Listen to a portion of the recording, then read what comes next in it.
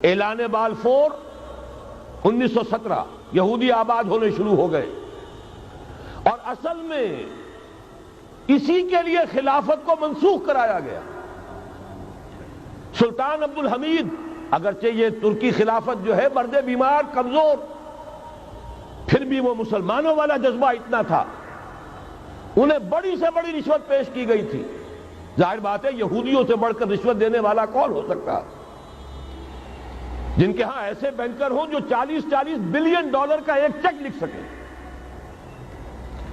پھر یہ کہ ان پر سیاسی دباؤ بہت ڈالا گیا، انہوں نے جب تک خلافت عثمانیہ برقرار رہی یہودیوں کو فلسطین میں آباد ہونے کی اجازت نہیں دی، کہ جو معاہدہ کیا تھا حضرت عمر نے رضی اللہ تعالی عنہ، خلیفہ ثانی نے، خلیفہ راشد نے، ہم اس کے پابند ہیں اور ہم یہاں یہودیوں کو آباد ہونے کی اجازت نہیں دیں۔ لہذا انہوں نے اس خلافت ہی کا بستر طے کرایا، اس لیے کہ نہ رہے بانس نہ بجے بانسری، نہ مسلمانوں کی وحدت ملی کی کوئی علامت دنیا میں باقی رہے، اور نہ مسلمان کسی مسئلے پر جمع ہو کر کوئی موقف اختیار کر سکے۔ اعلان بالفور کے نتیجے میں آباد کاری شروع ہوئی۔ 1948 میں اسرائیل قائم ہو گیا، معجزہ ہو گیا۔ 1967 میں اس کی توسیع ہو گئی۔ اس میں ایک بات اور بھی عرض کر دوں، یہ سارا کس طور سے ہوا ہے کام؟ آپ نے زائنزم کا نام تو سنا ہے، صہیونی تحریک۔ خود اس کا جو بابا آدم تھا، آرڈر آف الومیناٹی، 1776 یکم مئی یہ نظام قائم کیا وائساپ نے، اور اس نظام کے تحت فری میسنری اور lodges of the great Orient قائم کیے گئے۔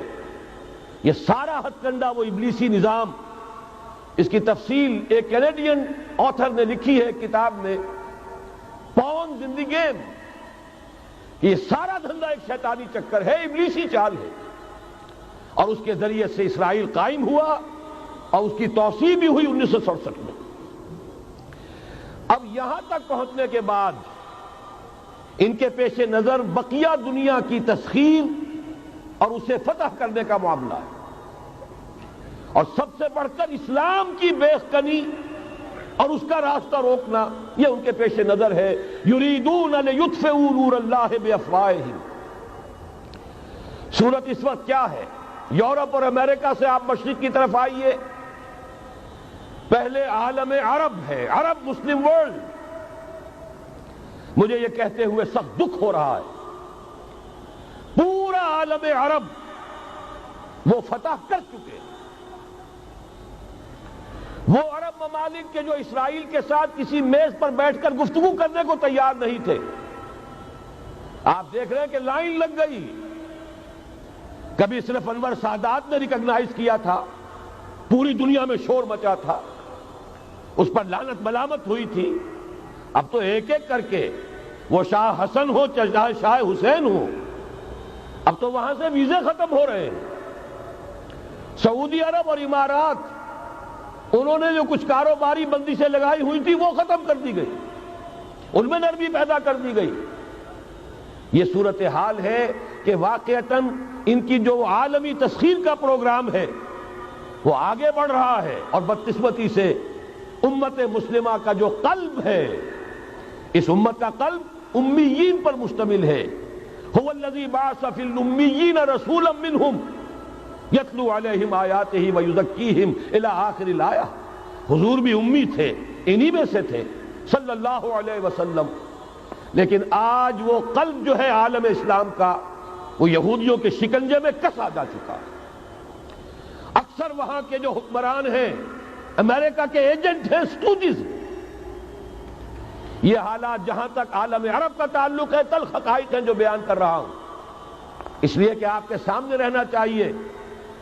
یہ جو اقبال نے کہا کہ دنیا کو ہے پھر مار گئے روح و بدن پیش، ابلیس نے پھر اپنے درندوں کو ابھارا، اللہ کو پا مردی مومن پہ بھروسہ، ابلیس کو یورپ کی مشینوں کا سہارا۔ یہ دوبارہ ایک بہت بڑے پیمانے پر حق و باطل کا گھمسان کا رنگ پڑنے والا ہے۔ ملاحم کی جو حضور صلی اللہ علیہ وسلم نے پیشین گوئیاں فرمائی، الملحمۃ العظمیٰ، تاریخ انسانی کی عظیم ترین جنگ جو ابھی آنے والی ہے، اس کو سمجھ لیجئے اچھی طریقے سے کہ اس میں جو قوتیں ایک دوسرے کے مقابل آ رہی ہیں وہ کون سی ہے۔ نیو ورلڈ آرڈر کہنے کو امریکہ کے زیر قیادت ہے، حقیقت میں امریکہ خود یہودیوں کے پنجے میں ہے۔ یہ وہی ابلیسی طاقت ہے جو آگے بڑھ رہی ہے۔ عالم عرب کو فتح کرنے کے بعد اب ان کے پاس اگلا عالم اسلام کا حصہ ہے، غیر عرب مسلم ورلڈ۔ ایران ہے، اس کے شمال مشرق میں ترکستان ہے، روسی اور چینی، مشرق میں افغانستان ہے، پاکستان ہے۔ یہ ایک بہت بڑا سالڈ بلاک ہے۔ اس کے بعد اگرچہ ہندوستان آتا ہے، بھارت، ظاہر بات ہے کہ وہاں مسلمان اقلیت میں ہیں سوائے کشمیر کے، لیکن یہ نوٹ کیجئے کہ وہاں بھی کم سے کم 15-18 کروڑ مسلمان موجود ہیں۔ آج بھی دنیا کا سب سے بڑا ملک جس میں مسلمانوں کی تعداد اور جن کی نفری سب سے بڑھ کر ہے وہ بھارت ہے۔ اس کے بعد پھر انڈونیشیا، ملائیشیا ہے، اس سے آگے ہے پھر فار ایسٹ، ابھی انہیں فتح کرنا ہے۔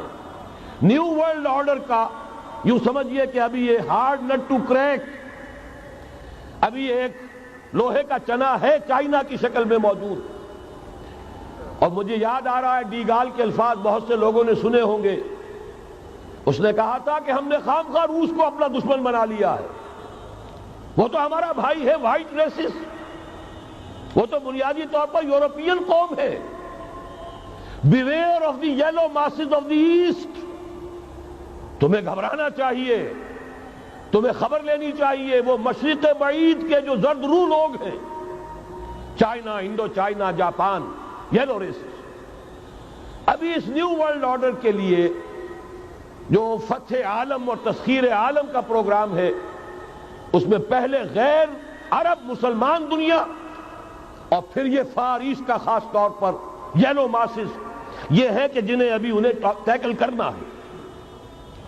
اور اسی لیے میں عرض کرنا چاہتا ہوں، حقائق ہمارے سامنے رہنا چاہیے۔